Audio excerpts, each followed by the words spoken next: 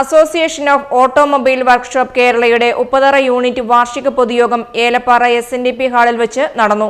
Unit president Jose കുട്ടൻ അധ്യക്ഷത വഹിച്ച യോഗം ഏലപ്പാറ ഗ്രാമപഞ്ചായത്ത് പ്രസിഡന്റ് മറിയാമ്മ തോമസ് ഉദ്ഘാടനം ചെയ്തു.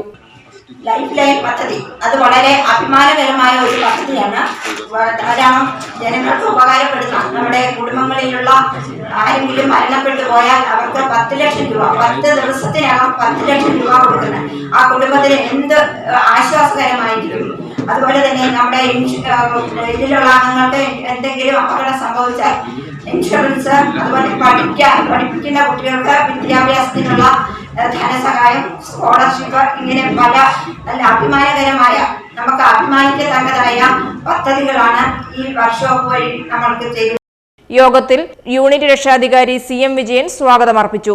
ജില്ലാ പ്രസിഡന്റ് വിനോദ് പുഷ്പാങ്കദൻ ആമുഖ പ്രഭാഷണം നടത്തി. പഞ്ചായത്ത് അംഗം ബിജു ഗോപാൽ, കേരള വ്യാപാരി വ്യവസായി ഏകോപന സമിതി unit president OH Taj, SNDP ശാഖായോഗം സെക്രട്ടറി VP ബാബു, പഞ്ചായത്ത് അംഗം ജെയിംസ് തോക്കോസിൽ തുടങ്ങിയവർ ആശംസകൾ അർപ്പിച്ചു.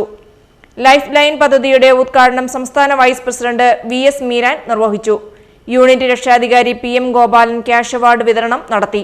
യൂണിറ്റ് സെക്രട്ടറി രാജേഷ് R റിപ്പോർട്ടും യൂണിറ്റ് ട്രഷറർ വിനോദ് CV കണക്കും ജില്ലാ സെക്രട്ടറി നിസാർ M കാസിം സംഘടനാ വിശദീകരണവും നടത്തി. യോഗത്തിൽ മുതിർന്ന അംഗങ്ങളെ ആദരിക്കുകയും ചെയ്തു. News bureau, Elappara.